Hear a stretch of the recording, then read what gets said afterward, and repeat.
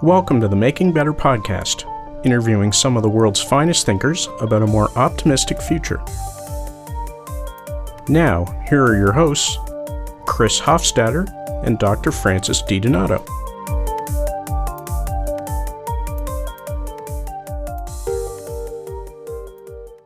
Well, Francis, this is episode 7 of Making Better, and we're featuring Penny Arcade. Yeah, Penny is someone that I've loved listening to for many years.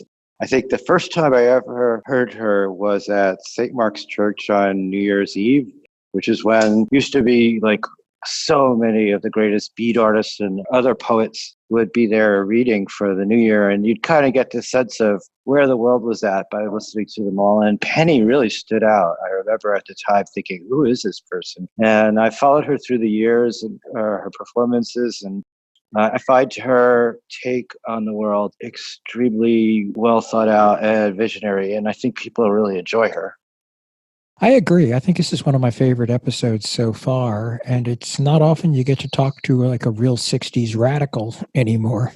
Not only that, but someone who was the type of a radical where they didn't have to sort of apologize a lot for the naivete of their youth.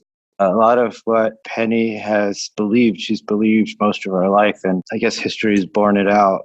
So without further ado, let's get on to our interview. Penny Arcade, welcome to Making Better. Oh, okay. Hi. Hey, Penny. Hi, Francis. I'm so excited to spend some time talking with you now, and I think it would be great for our listeners if we could just start a little biographically. And maybe you could talk about, where you came from. And Okay. I'm first generation American. I'm the first person in my family born in America. My mother's family, who I was mostly raised with, are from Basilicata, which is the Appalachia of Italy. It's one of the very, very poorest parts of Italy. And it's a place where the people were fundamentally sharecroppers. So I come from people who were slaves, not in the 17th century, but in the 20th century.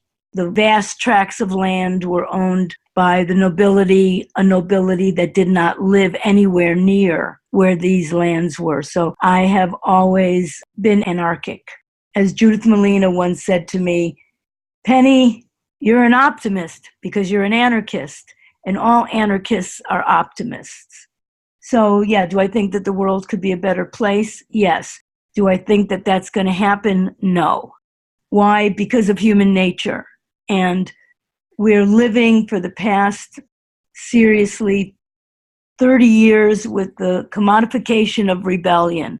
So all these people who have 27,000 tattoos, they all have the same tattoo as everybody else because they all want to be different like everybody else. They were gathering down at Occupy and eating French fries from McDonald's. There's a real schism in the intellectual life of Americans. Americans are not political people. They have a culture of being political, which mostly at this point boils down to buying Che Guevara t-shirts for their 4-year-old children.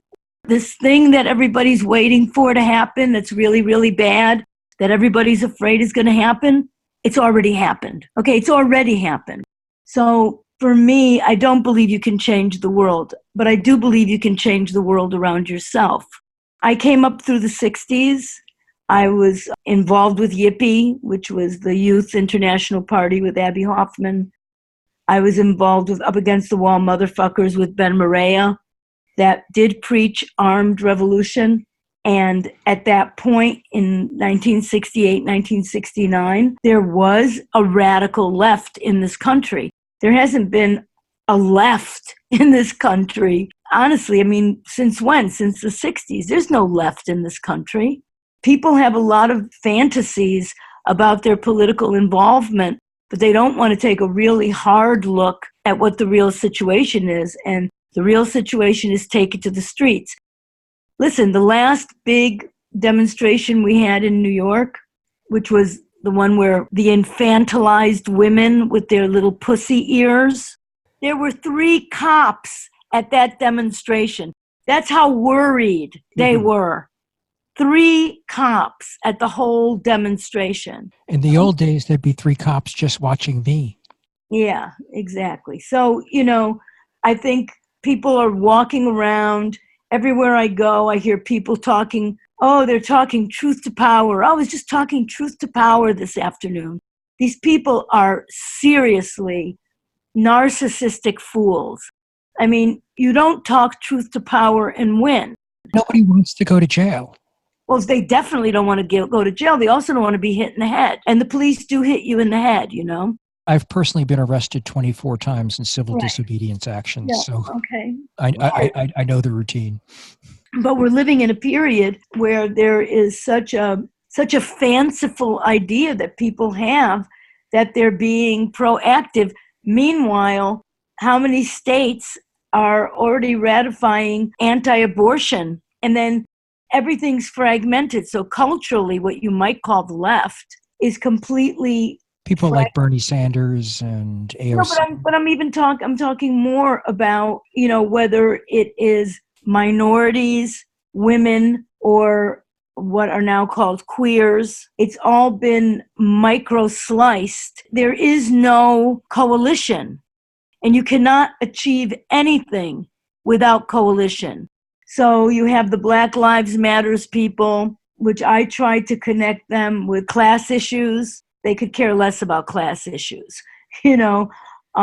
Everybody's got their own thing. Like all the gay people who are so ill-informed that they don't realize that if we lose Roe versus Wade, we lose LGBT rights, because the ACLU wrote the gay liberation, I don't know what you call it, contract, let's call it, on the back of Roe versus Wade as unnatural acts. So that they use the unnatural so-called act of a woman getting rid of a fetus from her own body, and they had it cover the unnatural, so-called unnatural acts of same-sex sexuality. But people are oblivious to these things. And so people are only interested in their own little plot, happily digging away in their own little plot, whereas the right wing forms coalition with anyone. As long as you hate the rights of other people, you're welcome to coalesce and be part of the coalition with the right. I mean, but this is not just happening in America.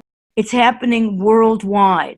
And we have been warned about this, not just since George Orwell, but all the way back to the beginning of the century with Brave New World. And people have not listened because people don't listen until it happens to them.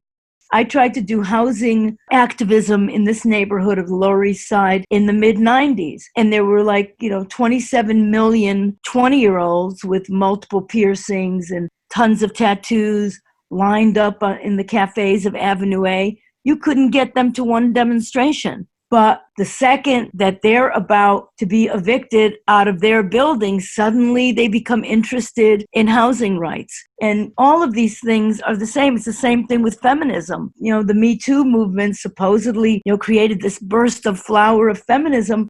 But feminism does not mean that you care what happens to you and your 8 friends. It means that you care about what happens to all women. And the failure of feminism has always been the way women betray women. And women continually betray women. The feminist movement started that way, with Sojourner being kicked out and Helen Keller being kicked out and Elizabeth Cady Stanton being kicked out, all for raising issues of race or and class. Or, right. Race and class. Helen Keller was social justice. Right. I don't really know where it's going to go because everything's so fragmented now. It's not like you're going to get any kind of real group of people. I mean, everybody wants Trump impeached. I'm like, Trump is not the problem. Pence is the problem. Trump has no values. Pence has tons of values and they're all evil. We're living in a world of disinformation. We're living in a world of fragmentation. The promise of the internet failed. I don't think we can entirely conclude that. I think it is failing right now, but we don't know where it'll be in 5 years. Okay, but what I'm talking about is the idea was that people would be connected. And the result is that you used to be able to get more information from just walking down Avenue A about what was happening in this neighborhood than you can get now with all of the social media that we have, because of the algorithms and because of human nature. People want pleasure. People do not want to do anything that is uncomfortable. And when I talk about the failure of the internet, baby, 15 years ago, if I was researching something and with my clever mind where I could come up with multiplying over and over and over, every single one of them a closed door that you come to, that's another www.zydoc.something that leads nowhere. There is a real failure to the internet because the internet is not free. The internet is owned and it is manipulated. And I'm not a programmer and I'm not a tech person, but I know I'm a user. And I can tell when it's impossible to get anywhere with the internet compared to what was going on before. And about 5 years ago, I was at the McDowell, doing a McDowell residency, and there was a wonderful young woman whose name I've forgotten now, who is a World Wide Web activist. And she presented a program to, 40, 50 artists who were gathered at McDowell, talking about what was really going on with the internet. Those people could care less. And these are supposed to be, really investigative, artistic minds, right? And at the end, the talk was over and I just raised my hand and I said, excuse me, I said, how many people in the world are doing what you do? She said, being activists for freeing the World Wide Web. I said, yeah. She goes, well, there's probably about 150 of us. We had Richard Stallman on the podcast as a guest, and he's the leader of that movement. Okay, so the point that I'm making is the next thing that she said. Do you want to know how many people are employed by the forces of evil? She said, try like 500,000. So the balance is really off. So before you can do anything about anything, you've got to face the true, real facts, which means not just as a group, but individually. How far am I willing to go? What would I do? How much do I care? And I care about the working poor. I care about immigrants without papers. I don't give a fuck about middle-class people. As when the Matthew Shepard demonstration happened, I can't remember what year that was, and lots and lots and lots of nice, well-meaning gays and lesbians went to the march and had their candlelit march. And then they were all completely freaked out when police on horseback started stampeding into them. They were like, we don't want a police state. Guess what? It is a police state. I'm not Miss Optimism here, but I am all for facing reality and for, what can we do? And I'm not sure about what we can do. Could we talk about your life as an artist a little too? Because there would be a lot of people who aren't. Yeah, who aren't familiar with my work, like everybody. I mean, you've gotten to work with two of my heroes, who are they? And Quentin Crisp. Oh, okay, that's interesting. Very, very diverse people. Yes. They were both profoundly interesting to me. So. Yeah, well, I mean, everyone has their taste, don't they? Right? Andy was a very interesting person. Not that anybody could really experience really how interesting he was, because he was very introverted and alienated, I guess is what you'd say. He was a strange man in many ways. And Quentin Crisp was also a very odd person. I was very close to Quentin Crisp, and I knew him very, very, very well. And he had an extraordinary intellect that, because of his belligerence, I mean, he really couldn't hide what he was.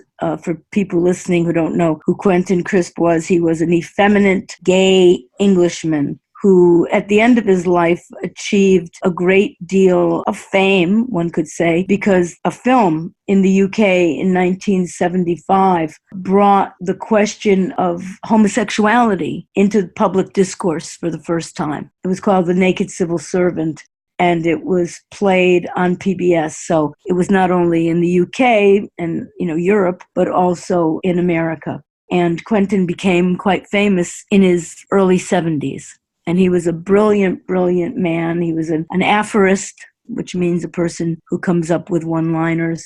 and an organic intellectual. He had quite an extraordinary brain, but he was also very limited because most of his life he was delegated to a very, very narrow social milieu because he was so effeminate and because he could not hide what he was. As he said, every closet door I knocked on, they said, not in here. So at any rate, my work, I started doing theater. Actually, the first theatrical thing I ever did was I somehow in 1967, when I was 17 and first came to New York, I ended up with the Hog Farm. And the Hog Farm was a very famous commune in the 60s that roamed around America in buses. And they're the people who fed everybody and did all the triage at Woodstock. So they're famous for that. And I somehow knocked into these people as a homeless street kid might in 1967. And they had a gig at the Electric Circus, which was a big performance place that catered mainly to Long Island teenagers and, kids from the boroughs. And they were hired to be like professional hippies at this event. And I found myself unwittingly standing next to Wavy Gravy, also known as Hugh Romney, who in the 50s had been a pretty successful stand-up comedian, and then with Ken Kesey and these other West Coast psychedelic people, he became Wavy Gravy and started the Hog Farm. And unbeknownst to me, I was standing next to him, and I guess he got this idea that he should put somebody up in the air over the crowd of kids who were dancing. And Sly and the Family Stone were playing on stage. And he said, we're going to pick you up and we're going to sail you over the heads of the people. And I was like, okay. And I guess he chose me because I was small. And I went sailing over the heads of the people. And I think I've always had good instincts. I understand systems. So I tried to be very entertaining as I was sailing through the air, not just be a lump of coal. And I ended up on the stage with Sly Stone and started dancing. And looked over at Sly Stone, who was like giving me super dirty looks, like, get off the stage. And I probably did the first stage dive in rock and roll history because I dived into the audience and they sailed me back over the heads of all the people till I got to the very end and was dropped off. So that was my very first performance.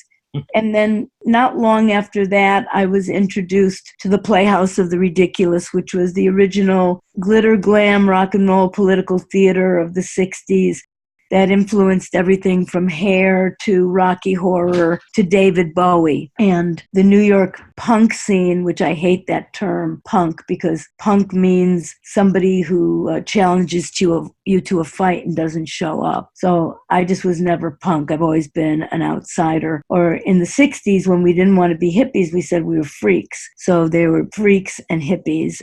So John Vaccaro, who started the Playhouse of the Ridiculous, really tuned in to the darkness that was in America, that hippie is dead. That was 1968. And they had a big funeral for the hippie is dead in California and also in the East Village. That was the fall of 67, either the fall of 67 or the fall of 68. Was when Groovy and Linda were murdered in the East Village, and then everything turned very dark. But Vaccaro was he was older, he was probably close to 40 in the late 60s. Their manifesto is, our situation is beyond the absurd. It is absolutely ridiculous. So they were looking at the world as a place that had gone beyond the absurdity of Ionesco and the other people who were looking at modern life as a real degradation of the human spirit. And his theater was extremely political. He was the first person who had a rock and roll band on stage. And a lot of the people who came out of the Playhouse created what was called the first punk scene, which was like people like Ruby Lynn Rayner and the Rednecks and Wayne County, who became Jane County. And he influenced the Dolls. The New York Dolls were influenced by Vaccaro. The Stilettos, which started with Elda Gentili and Debbie Harry and then morphed into Blondie. So that's kind of the milieu I come out of as a teenager. So if the theater that I was involved with in the 60s was about tearing down the fourth wall between the public and the people on stage, then I grew up to tear down the other three walls. So I have made my own work since 1985. I started making my own work when I was 34, after performing for 16 years in other people's work. And my work is political humanism, investigating the human condion, what it means to be human in 2019. My relationship is with the public as opposed to with critics or with arts administrators. And it's quite a miracle that I'm able to do my work all over the world, given that I make a lot of people nervous. Not the audience so much, but certainly the gatekeepers, which is why most of your audience has never heard of me. Let's put it this way. I'm not on fresh air. You know what I mean? Yeah. So would you consider yourself a performance artist, a poet? Well, I am first and foremost a poet. And for people listening, there's many ways of being a poet. So I didn't write poetry for a very long time because I was very insecure. I still have a great deal of lack of self-confidence and lack of security emotionally. I know I don't sound like an insecure person, but you can be a really smart, insecure person. So I believe what I perceive. I've spent years honing my mind through reading and argument and listening to people who are smarter than me and being around people who kicked my ass and didn't let me have soft ideas. I live every day as a poet and always have since I was a child, meaning I go where the day takes me, and my investigation is into my place in the world, my place in this life. And originally, I fell into being an experimental theater actress. That's what I did with the Playhouse of the Ridiculous. That's what I did with Andy Warhol. Andy asked me to become a Warhol superstar in 1969, and I was in his film Women in Revolt. I found the Warhol scene really boring. Why? Why? Because it was boring. It was boring. It was like a lot of, people act like the Warhol scene was like some kind of a French Foreign Legion that you joined. I mean, there was all kinds of people there, and it was mainly about how they looked, and a lot of really crazy people who wanted a lot of attention for absolutely no reason. So Andy wasn't discerning. He was neither discerning nor loyal. People would come and be around, and he'd have them be around, and it could be anybody. I always say that about the underground. People always say, oh, I wish I could be part of the underground. I'm just not cool enough. But the underground's not about being cool. It's about being willing. People who were interested in those particular kinds of activities that were going on gravitated to a scene like the Warhol scene, and people tried to, be part of it. And I did not try to be part of it. Andy chose me from the Playhouse of the Ridiculous because he wanted people who were performers but who weren't crazy. So that's a real problem, not being crazy if you're an artist. Because a lot of people are really crazy, and I'm not. I'm a very, very grounded person. I don't think being an artist is special, okay? A lot of people want to be artists because they think it's special. They think it's going to set them apart from people. But I just don't see it that way. And just like I don't see being gay as being special. I personally feel like the vocabulary of politics right now, it makes it impossible to have a really meaningful conversation and figure out what to do. Because in my mind, left-right politics, all that, especially when you get people who go to college and they want to be a lefty and they read all this old 19th century stuff and everything. But I feel like we've kind of come to this point now where there's power that is held by very few people. The resources and the potential to affect that power, the potential to use technology and resources for the betterment of most people instead of very few. We never get that conversation going because we're using all this old terminology. And it's I agree with you. Because most of it's really poseur, It's not really people who really want to do anything. I mean, people call me an activist all the time. It's written about me.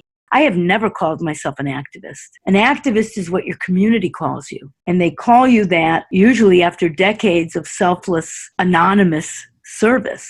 And people just go around calling themselves activists. It's like, you're not an activist. And an activist is somebody like Carmen Pabon, who for like 60 years fed the poor on the Lower East Side, and nobody knows her name. That's an activist, But this is the thing. It's a gentrification of ideas. That is my bird clock, by the way. Okay. So a different bird will sing from time to time. That clock belonged to John Vaccaro, who passed away about, 6-7 years ago, and I inherited that clock. And so, which means I have to think about Vaccaro every time it chirps. Someone was asking, they were calling me an activist in an interview yesterday, and I said, I'm not an activist. I said, because if I was a real activist, when I was in Zanzibar 2 years ago, and I realized that they needed schools for the children there, and they needed fresh water in the villages, I would have stayed there, and I would have made that mission my mission, because it was right in front of me. I'm not an activist, but I am a helper in my community. People know that when they have a problem, they can come to me. And I don't extend my help only to people I like. So in that sense, I am active.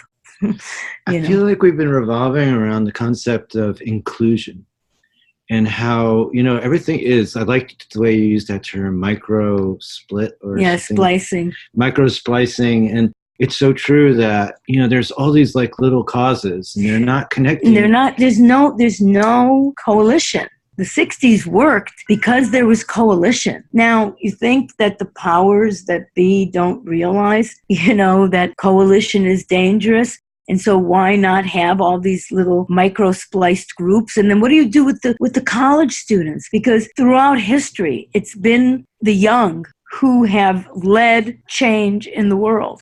Because young people are always idealistic. And now all those kids, all those young people, if they're at all interested in anything, which a lot of them are not, a lot of them are just operating in some kind of Kardashian reality, but the rest of them are all split up into little different groups. They're either into Black Lives Matter, or they're into the Me Too movement, or they're into like trans rights, or they're into like gender fluid queer something. No, but that people do not come together to fight the common enemy. Which is? Well, I would say it was that democracy was an experiment that failed. It never happened. We had more or less democracy at different points in this country's history, but we never had a full functioning democracy. And I think that what really happened that people don't look at is the only trickle-down that ever happened was the trickle-down corruption at the highest levels of government and commerce that happened with Halliburton and with Enron and all of these terrible scandals that we had in the 80s and 90s and 2000s, where honor, justice, honesty, all of these values no longer have any meaning in our culture. What has a meaning in our culture is getting over.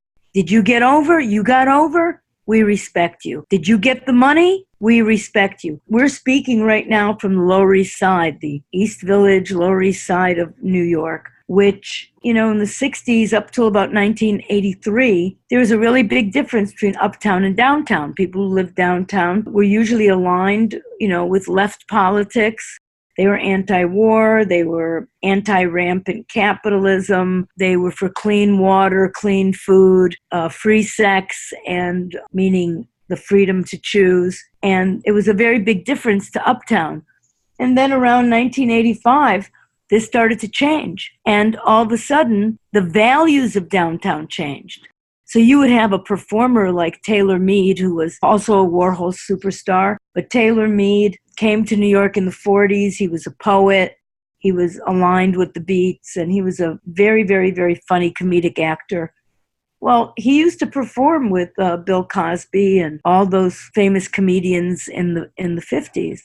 And when Bill Cosby would see Taylor Mead, who didn't have a pot to piss in, Bill Cosby would sit down and have a talk and a drink with Taylor. And nobody thought, oh, there's Bill Cosby, he's a multimillionaire. There's Taylor Mead, he's poor. Nobody would think that way because the values didn't include that. Nobody cared. Like, so you're a millionaire, so what? You had to have more going on than celebrity or money. that was an actual intrinsic value in the downtown art scene. That's gone now. They'll do a flip for Taylor Swift or for any other, pseudo celebrity. And I say pseudo celebrity because to be a celebrity is different than being famous. To be a celebrity is to be celebrated for being able to do something. Taylor Swift is not a rock star. Prince was a rock star. Taylor Swift is an insect, but the world has changed and people don't want to face it. So as you're saying, Francis, that we're using outmoded language, political language, the truth is that just everyday contemporary language is completely in a crisis where you can't say anything. Only certain people can use certain words. And we need to remember 50 different pronouns. Right, exactly. And this is all, it's just fascinating to me because people think there's some freedom in this. And the reality is that in the 80s, there was this huge politically correct movement, which was the same thing. You couldn't say queer, you couldn't say dyke, you couldn't say all these words, or all these words you couldn't say. And that was coming from the right wing. And now it's coming from supposedly the left. But I'm always freaking out when people talk about the left, because what left? There is no left. There is nothing radical going on in America. Really, Trump got into office because of the abdication of the centrist middle class from the working class. The working class in this country is flipping out. Of course they're going to go fascist. That's what they do. Nobody cares about the fact that you cannot put food on the table for a family of 4 without both parents working 2 jobs. I grew up, my father was put in a mental hospital from a beating he received at Ellis Island when I was 3, and I was raised by my mother and grandparents. And my grandparents were very elderly, and my grandfather worked till he was 78 years old as a ditch digger for the city of New Britain, Connecticut. And my mother was a sweatshop seamstress. When I met Robin Morgan in 1967 at the Yippie hotline, Robin Morgan, for those of you who may not know, is a famous feminist. She was one of the original high-profile feminists in the 60s. And she invited me, Abby Hoffman gave her the other side of the storefront, and she started WITCH, which I do not remember what it stood for, but Women ITCH, whatever it is, Google it. They did the big demonstration against the Miss America pageant in I guess it must have been 1968. I went to one of these meetings. She invited me to one of these meetings she was having. And I looked around the room, and all of the women who were there were about 8 women. Most of them I knew as being the girlfriends of leftist political guys, including Robin Morgan. And Robin Morgan was telling me, women don't want to be housewives. And I was looking at her, and I'm like, my mother sews 70 hours a week in a sweatshop. She'd love to be a housewife. I would have loved to have my mother at home. Are you kidding me? My mother would come home, and we couldn't talk because she was so exhausted from sewing in the sweatshop. So, this privilege that accompanied a lot of these people's ideas, I've always preferred the underclass. At least you can be direct with them, and you can be forthright and honest. I think the biggest problem that we're facing right now is that it's impossible to communicate with anyone. No one is allowed to stumble through ideas. In contemporary neuroscience, we know that you learn to form ideas by talking. It used to be thought that first you were thinking and then you spoke. But actually now it's understood that you speak, and through speaking, you form ideas. And that's the important reason for having a vocabulary, because the larger your vocabulary, the more expansive your thoughts can be. But right now we're living in a time that is getting just narrower and narrower and narrower as far as expressing ideas. If you read Victorian literature, they were so elegant. Yeah. Their vocabularies were immense compared to ours. I know. And, that was part of being seen as an intelligent person, was having a vocabulary. I do my bit. I go to universities and, I talk to the kids. A lot of times they're angry with me. And I say, yeah, you're angry with me. I said, but in 30 years, I'll be dead, but you won't have any water to drink. You know, there are dark periods in history. This is a dark period. Yeah, and they usually last like 30 years. It's been at least 30. Yeah. Well, I remember I saw you at St. Mark's Church one New Year's Eve. Yeah. And you did this bit about the age of Aquarius. Oh, yeah. And how, you know, everyone thought it was, you know, in the 60s, but it turns out that it's actually not for another 30 years or something. Yeah. Well, maybe it's coming.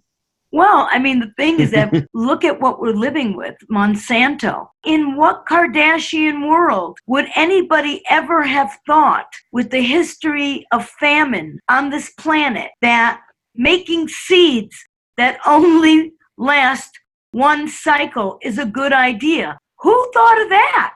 Why is that even legal? But it's insane. Yeah, it's completely insane. When I was in Tanzania last year, I met 3 biochemists, and they were telling me that in Uganda, Kenya, and Tanzania, all GMO things are illegal because they've already lived with famine. They're not falling for that. But look at what's happened in America. The greatness of America once was that we could feed all the people who lived here and that there was free education for everyone. And we are losing both.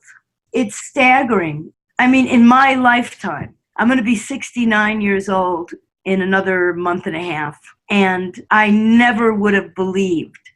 This is something, even with the paranoia of the 60s, we could have never come up with this scenario. No. We were so paranoid as hardcore punk radicals. Yeah. We were constantly, you know, we'd be hanging out at Frank's house trying to figure out who among us was the CIA plant and everything Right. like that. Oh, there was definitely a couple. Yeah. They were the ones that interrupt constantly and, you know, like derail you, make sure you can't accomplish anything. I don't think we were important enough for the government to worry about. But the thing is that you still wouldn't have been able to come up with the scenario that we're currently living in. The thing that's interesting is I was in Australia during the presidential primaries, before the primaries, and one of the Australian political papers asked me to write a personal view of American politics. And I knew that Trump was going to win. And everybody wanted to, how did you know Trump was going to win? How did you know? It was, it was as clear as the burning cross on your lawn.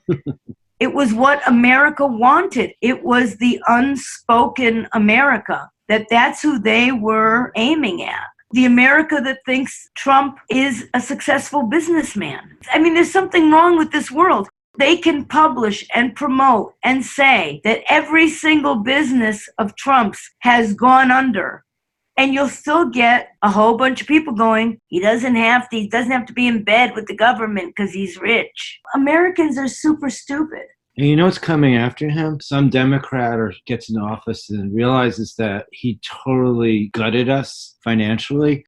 And then they'll say, well, we have to be responsible. We're going to have to do some austerity again. Right. Well, the austerity. And they do that. Yeah. The austerity should come from the government itself. Stop paying all of these retirement benefits of hundreds of thousands of dollars for all these people who've been senators and been in the government. The whole thing makes no sense. None of it makes sense. And it's not something that can be fixed. So if it's not something that can be fixed, the way I see it is reminds me of how I felt on September 11th.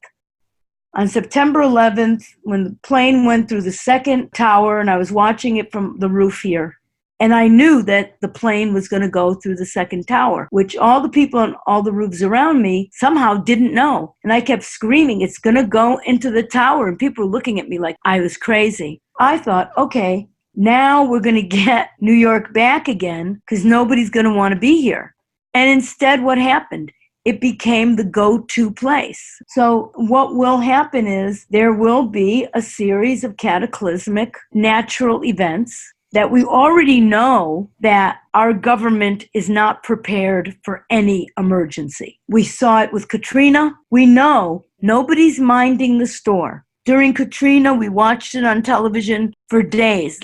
Okay, you can bomb the shit out of Yemen, but you can't drop bottles of water and food into that. The Superdome. That's right. There's something really wrong. I mean, we already know that Americans can't work. Americans have lost the capacity to work, right? They took all the jobs, and then, so we have several generations of people who have never had to really be able to do something. I mean, we are dependent on Mexicans and on people coming from Eastern Europe in places where people can still make things. Yeah. I mean, I brought a pair of shoes. There was a shoemaker on 2nd Avenue. And I had this pair of shoes that I bought in Scotland. And they were real witches' shoes. And the toe turned up. And I used to tell everybody they were flat when I bought them. But then I put them on and the toes turned up. And I had them in San Francisco in a theater that was very damp. And the platform, which was made out of foam, disintegrated. And I went everywhere with these shoes. I tried so many different places. I brought them to England. I brought them to LA. I brought them everywhere looking for someone to fix them. And I was up in Woodstock, and this woman said to me, by the way, if you ever need a shoemaker, there's this great shoemaker in the East Village on 2nd Avenue and 3rd Street. I thought that was the oddest thing that someone would say to me. So I went there with the shoes. I put them on the counter, and I said, can you fix these? And he looked at them. He said, $100. I said, done. When will they be ready? He said, in 1 week. The next day, I get a phone call. They're ready. And I go and pick them up at another shoe store on 1st Avenue. And the guy brings me the shoes, and they look brand new. And I said, oh, my God, you fixed the platform. I remember this is like an Arabic shoe where the toe goes skyward, right? It's like round and up. And I said, oh, you fixed the platform. He said, what? I said, you fixed the platform. And he goes to the back, and he comes back with the old platform. He had built a new platform. I looked at him, I said, are you from Uzbekistan? And he said, why do you know that? I said, because only somebody from Uzbekistan would still know how to make a shoe. Not just repair a shoe, but he made this shoe. I mean, it was so outrageous. But this is what we find, that we're losing really basic skills. I mean, New York City, this is not a great place to get stuck if something really bad happens. Where's the food?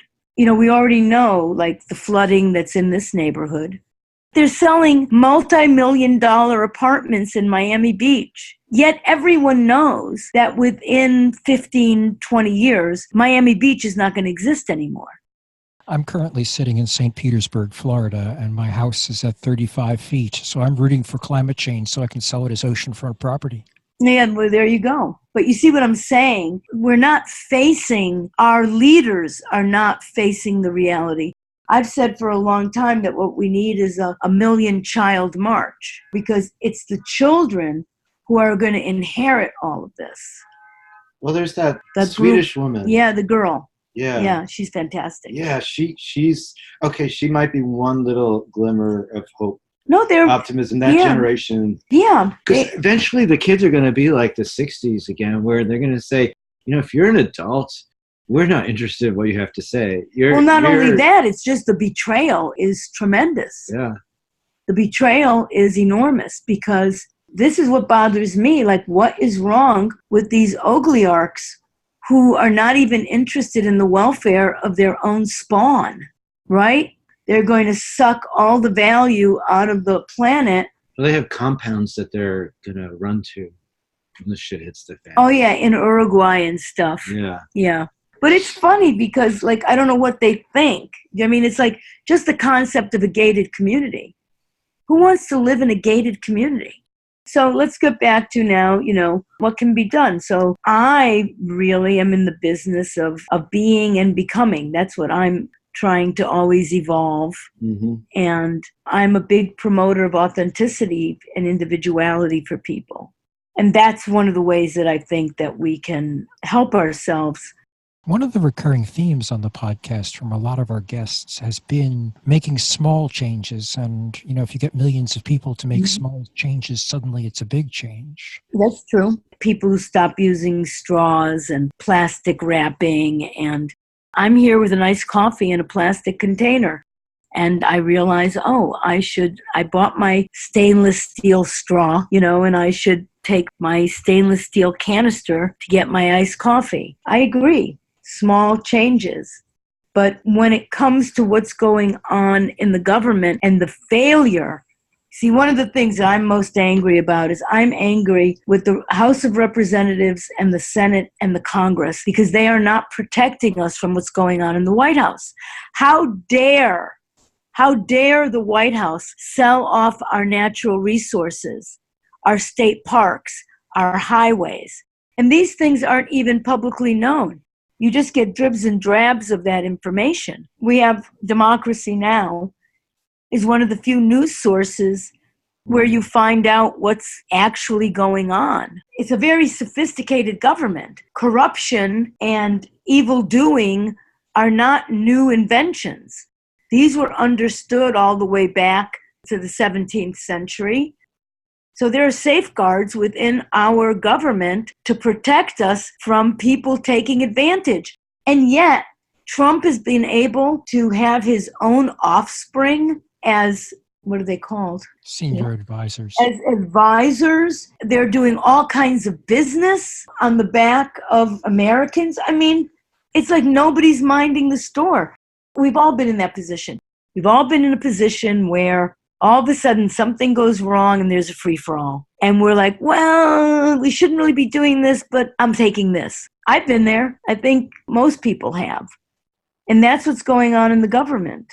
So, question that comes to me a lot lately is, what can people who find reverence and beauty in nature, what can we do to, like, how do we interact with people who don't have that just see it as something that potentially... I mean, this is like the $1 million question, because if people have no respect, I mean, there's Chris Tanner's mother. Chris Tanner's a painter in the East Village, and his mom lives in like North Central California, and she has been an ecology person as a congresswoman, etc., for 60 years.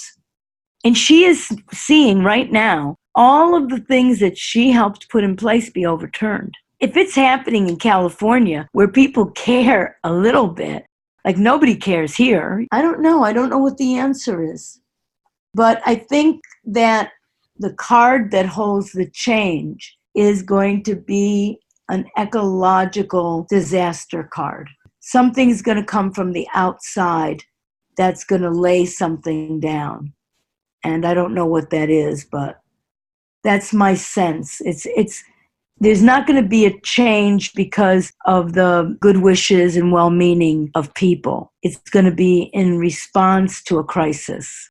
We're bumping up against our time limit, so... Yeah, we did good. I'll just ask you the same question we ask every guest. Okay. Is there anything you'd like to promote or pimp or tell people about that they should go see? Well, everyone can go to my website, which is pennyarcade.tv. You can write to me. Anyone can write to me who would like to write to me at Ms. like feminism, like we're hoping, mspennyarcade@gmail.com. Invite me to your town.